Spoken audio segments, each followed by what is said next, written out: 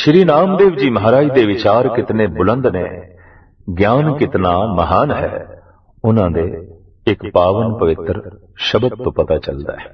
आम गाथा है और ओ भाई साहब भाई गुरदास जी ने भी लिखी है कि कम किते प्यो चलिया, नामदेव नू आख सुनाया। नामदेव नू सारी गल सुना दी।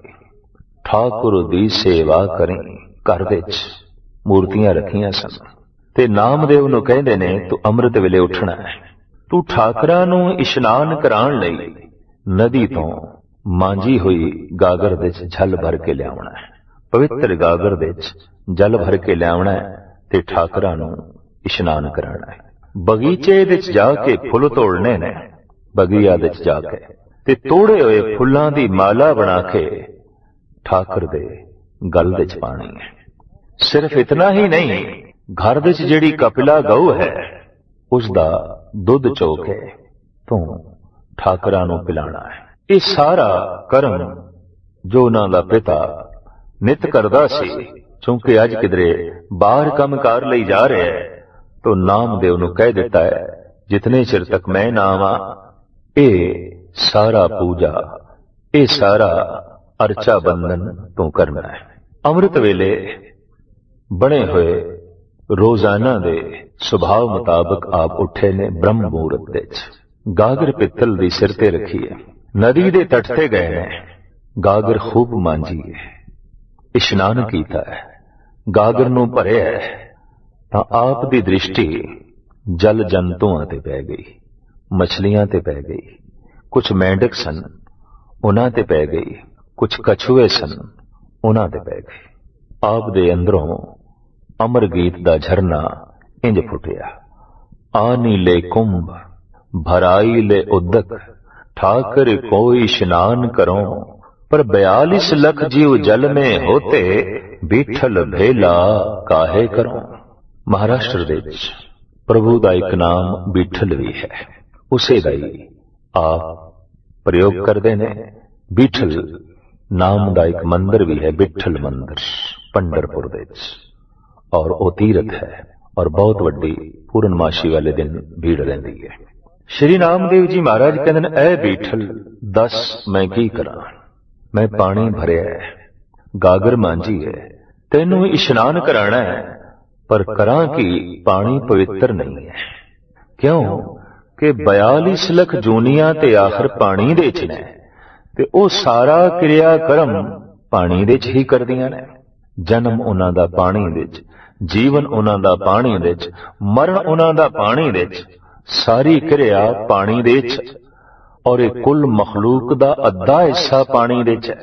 पुराने शास्त्रां दी गणत दे मुताबिक 84 लख जोनियां ने, जिहदे चों 42 लख जल दे च ने, 21 लख थल जंतु ने और 21 लख नभ जंतु ने, आकाश दे च उड्डण वाले।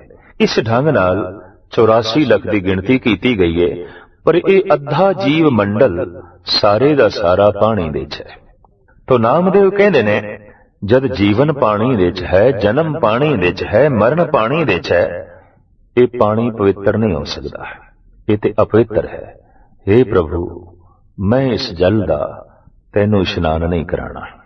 खाली गागर लेके आ गए और सोच रहे ने अज ठाकरां नू इशनान नहीं कराना, पानी ते अपवित्र है ते ए ते ठाकरां नू अपवित्र करना होवेगा।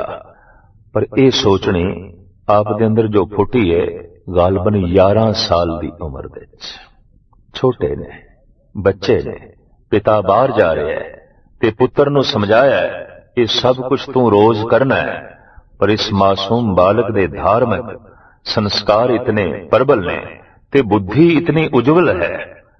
आप कहंदे ने नहीं कि जल ते अपवित्र है ते अपवित्र जल दे नाल हे प्रभु मैं तेनू इशनान करावां ते किवें करावां। छोटी जी टोकरी लैके आप बगिया दे च गए, फुल तोड़न लगे ने ते फुल्लां दे उत्ते मंडला रहे ने भौरे तितलियां। आप देखदे ही एकदम हैरान होए कि शहद दियां मक्खियां भी फुल्लां दे चों रस कढ रही ने। आप कहंदे ने फुल भी पावन नहीं ने, पवित्र नहीं ने, इन्हां दा रस ते भौरे लै जांदे ने, इन्हां दे चों रस ते शहद दीआं मक्खियां कढ के लै जांदियां ने, तितलियां कढ के लै जांदियां ने।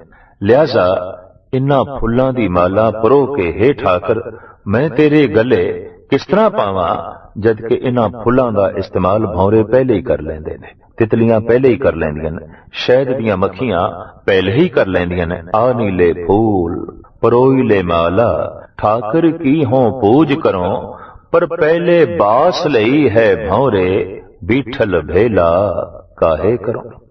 हू बहु इस तरह दा वाक भगत रविदास जी महाराज दा भी है। माई गोबिंद पूजा कहा ले चराओ, अवर न फूल अनूप न पाओ, दूध ता बछरे थनो बिडारियो, फूल भवर जल मीन बिगारियो। हे प्रभु, मैं किवें पानी नाल तैनू इशनान करावां, वो ते जल अपवित्र कर दिता मीन ने, फुल ते अपवित्र कर दिते ने, भौरियां ने, तितलियां ने, शहद दीआं मक्खियां ने। हुण आप नूं ख्याल आया कि तीजा कम पिता ने सौंपिया सी, कपिला गऊ दा दुध ठाकरां नूं पिलाणा है। तो अपनी माता नूं आख्या गऊ चो दिओ, दुध चाहीदा है। नामदेव दी माता ने गऊ दा बछड़ा खोलिया, बछड़ा थण चूंगण लग पिया ते नामदेव जी महाराज अपनी मां नूं कहंदे ने, पहले ये बछड़ा दुध पिएगा। हां मेरे बच्चे, पहले बछड़ा दुध पिएगा तां ही गऊ दुध देंदी है। तो आप कहने लगे, मां मैनू ये दुध नहीं चाहिए, इस दुध का भोग मैं ठाकरां नूं नहीं लवाणा। क्यों? आनी ले दूध रिधाई ले खीरन, ठाकर को नैवेद करो, पर पहले दूध बितारियो बछरे, बीठल भेला काहे करो। हे बिठल, दस मैं की करा, ये दुध ते पहले चुंग गया बछड़ा, उन्हें अपवित्र कर दिता है। थणा दे दूध ता बछरे थनो बिटारियो। भगत रविदास जी महाराज कहते ने, आनी ले दूध रिधाई ले खीरन, ठाकर को नैवेद करो, पर पहले दूध बिटारियो बछरे, बिठल भेला काहे करो। हे बिठल, दस मैं की करा, दुध ते अपवित्र हो गया, इते पहले बछड़े ने पी ले, ते मैं ते तेनू पहले भोग लवाना सी, पर ये ते बछड़ा ही पहले भोग ला गया है और थणा दे च ही झूठा कर गया है। तो मैं इसका भोग लवावां ते किवें लवावां। अज पूजा नहीं हुई, अज ठाकरां दा इशनान नहीं होया, अज ठाकरां दे अगों दुध नहीं रखिया गया, दुध नहीं पिलाया गया। आप बैठे ने सोच दे च पिता नाराज होवेगा, पिता औखा होवेगा। इस तरह दीआं सोचां दे च आप पए ने ते आप दे अंदरों अमर धुनी इंज उठी, ईबे बीठल ऊबे बीठल, बीठल बिन संसार नहीं, थान थनंतर प्रणवे नामा, पूर रहो तू सर्वमही। हे प्रभु, जद मैं सोचिया कि तैनू इशनान करावां, तां तू मच्छी हो के पहले आप ही जल दे च इशनान कर रहे हैं, मैं तैनू की इशनान करावां। हे प्रभु, जद मैं तैनू सोचिया, तेरे बारे सोचिया कि इशनान करावां, तां ये भी विचार पैदा होए कि इशनान ते उसनू कराया जांदा है जो मैला हो जाए। क्या तू मैला हो जाना है? साहिब कहंदे ने, गुरु अर्जन देव जी महाराज, हम मैले तुम उजल करते, हम निर्गुण तू दाता।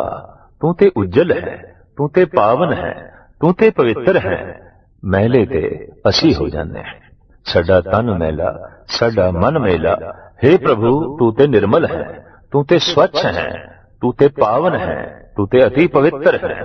तो श्री नामदेव जी महाराज कहते ने, इशनान ते मैं तेनू तां करावां कि तू मैला होवे, पर तू ते कदी मैला होंदा ही नहीं। और तेनू की इशनान करावां, तू जल जंतु होके अठे पैर जल दे च रह रहे हैं, सागरां दे च रह रहे हैं, दरियावां दे च रह रहे हैं, झीलां दे च रह रहे हैं। तेनू की इशनान करावां। इंज ब्रह्म ज्ञान दा पूर्ण बोध भगत नामदेव जी महाराज दे अंदरों पैदा होया। हे प्रभु, जल दे च तू, मच्छी दे च तू ते व्यापक है। ईबे बीठल उबे बीठल, बीठल बिन संसार नहीं, थान थनंतर प्रणवे नामा, पूर रहो तू सर्वमही। श्री नामदेव जी महाराज अगां फुल्लां बारे ऐसा कहंदे ने, हे प्रभु, जद मैं सोचिया कि तेनू फुल्लां दी माला बना के पहनावा ते तू तितली होके शहद दी मक्खी होके भौरा होके आप ही पहले रस ले लेना। तेनू की मैं माला पहनावा। जद मैं सोचिया तेनू दुध पिलावा पर तू बछड़ा होके आप ही पहले दुध पी लेना है। आप ही भोग ला लेना है। गऊ तू, बछड़ा तू, दुध तू ही तू है। ईबे बीठल ऊबे बीठल, बीठल बिन संसार नहीं। थान थनंतर प्रणवे नामा, पूर रहो तू सर्वमयी। इत्थों ऐसा भी पता चलता है कि श्री नामदेव जी महाराज निर्गुण ब्रह्म दे उपासक ने, व्यापक ब्रह्म दे उपासक ने। आप दे ऐसे बोल भी ने, हिंदू पूजे देहुरा, मुसलमान मसीत, नामे सोई सेविया, ना देहुरा ना मसीत। हिंदू लभदा है मूर्तियां दे प्रभु नो, मुसलमान लभदा है खानकाह दे चों। पर नामदेव जी महाराज कहंदे मैं ते जिधर देखदा तेरे तो बिना कुछ है ही नहीं, तू ही तो है। इसनो श्री नंदलाल जी महाराज ने इंज बयान कीता है, ब्राह्मण मुश्ताक बुद्ध, जाहिद फिदाए खानकाह, हर कुजा जामे मुहब्बत, दीदा एम सरशारस्त। ब्राह्मण लभदा है तेनू बुतां दे चों और मुस्लिम लभदा है तेनू खानकाह दे चों, पर हर कुजा जामे मुहब्बत, मैनू ते हर थां ते तेरी मोहब्बत तेरा प्यार ही दिखाई देंदा है। चाहे वह मंदिर है चाहे वह मस्जिद है, हर पासे तू ही तो है। तो श्री नामदेव जी महाराज कहते हिंदू पूजे देहोरा, मुसलमान मसीद, नामे सोई सेविया, ना देहोरा ना मसीद। तो फिर किथे है? जे मंदिर ते मस्जिद दे च नहीं तो फिर किथे है? तो नामदेव कहते सबे घट राम बोले, राम बोले, रामा बोले, राम बिना को बोले रे।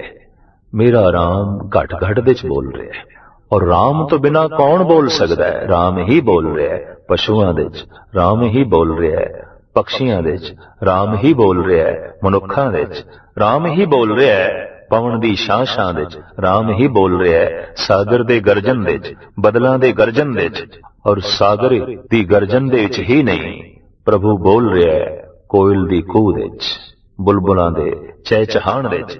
हे प्रभु तू ही ते बोल रहे हैं, सबे घट राम बोले, राम बोले, रामा बोले, राम बिना को बोले रे। हे प्रभु तू ही बोल रहे हैं, सब घट दे अंदर बोल रहे हैं। तो इस तरह जो व्यापक ब्रह्म है, इस तरह का जो व्यापक परमात्मा है, श्री नामदेव जी महाराज उसके पुजारी ने नामदेव जी महाराज की दृष्टि दे प्रभु एक व्यापक सत्ता है। वो अखंड ज्योति है, खंडित नहीं है, टुकड़ियां टुकड़ियां दे नहीं है, अखंड ज्योति है, व्यापक है। पर उस तक किवें पहुंचीए ते उसनूं किवें प्राप्त करिए? नामदेव दे ये आखिरी बोल आप जी दे समक्ष भेंट करा।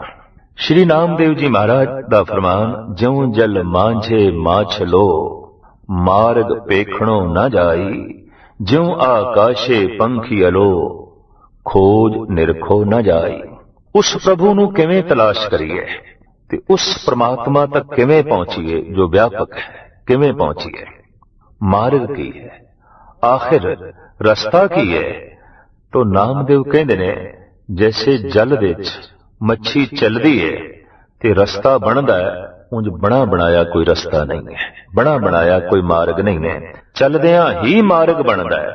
आसमान दे उत्ते बने बनाई कोई सड़क नहीं है, पंछी उड़दा है ते मार्ग बनदा है, उंज कोई मार्ग नहीं, उंज कोई रस्ता नहीं, बस उड़दियां ही रस्ता बनदा है ते मच्छी दे चलदियां ही सागर दे च मार्ग बनदा है, उंज कोई मार्ग नहीं। मनुख जैसे जैसे राम दा रटन करना आरंभ कर देंदा है, राम दा मार्ग बनना भी शुरू हो जाता है। गुरु गुरु दी आराधना जैसे मनुख आरंभ कर देंदा है, गुरु गुरु दा नाम लेना जब शुरू कर देंदा है तो गुरु दा मार्ग भी बनना नाल शुरू हो जाता है। बना बनाया मार्ग नहीं है, इत्थे जपदियां मार्ग बनेगा, इत्थे नाम उच्चारण करदियां ही मार्ग बनेगा। जमीन दे उत्ते सानू बणियां बनाईयां सड़कां मिल सकदियां, चलना सानू पैंदा है, सड़क नहीं बनानी पैंदी। पर इत्थे अध्यात्मक मंडल दे उत्ते ऐसा है कि असीं जद चलांगे तो चलदियां ही सड़क बनेगी। जैसे असीं पृथ्वी ते भी कई दफा देखने कि लगातार मनुख किसी एक थां तो लंघन तो अपने आप पगडंडी बन जाती है, एक रेखा बन जाती है, एक मार्ग बन जाता है।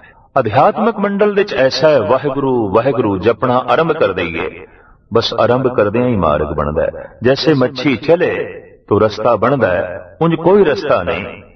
इत्थे इंज पहुंचना है परमात्मा तक जिवें मच्छी एक थां तो दूसरी थां ते पहुंचती है, जिवें पक्षी एक थां तो दूसरे थां तक पहुंचता है। इसनूं खोलिया परम दार्शनिक संत गुरु घर दे वेद व्यास भाई गुरदास ने। गुरमुख खोज अगम है ज्यों जल अंदर मीन फिरंदा, गुरमुख खोज अलख है ज्यों आकाशे पंख उड़ंदा। गुरमुख जिहड़ा है वो परमात्मा दी खोज इस तरह कर लैंदा है जिवें सागर दे विच मच्छी एक थां तो दूसरी थां ते पहुंच जाती है, जिवें पक्षी एक थां तो दूसरी थां ते पहुंच जाता है। बिना मार्ग दे उड़दियां ही मार्ग बनता है, चलदियां ही मार्ग बनता है। इस तरह गुरु का सिख जद जपदा है तो जपदियां ही जपदियां परमात्मा तक पहुंच जाता है, ईश्वर तक पहुंच जाता है, अकाल पुरख तक पहुंच जाता है। हू बहो श्री नामदेव जी महाराज यही कुछ कह रहे ने, मार्ग बना बनाया नहीं है। राम राम जपदियां ही राम दा मार्ग बनेगा और राम दी लीनता नसीब होवेगी। राम नाम विच लीन, बिठल बिठल विच लीन। श्री नामदेव जी महाराज अपने गीतां दे राहीं जगत नूं बिठल विच लीन करदे रहे, राम विच लीन करदे रहे और भ्रमण करदियां करदियां अनेकां नूं आपने राम विच लीन कीता, बिठल विच लीन कीता और लीन करदियां करदियां एक दिन आप सिर्फ मानसिक तौर ते नहीं शरीरक तौर ते भी उस बिठल विच लीन हो गए, उस प्रभु विच लीन हो गए। और ये लीनता ऐसी हुई, सूरज किरण मिले जल का जल हुआ राम, ज्योति ज्योत रली संपूर्ण थिया राम।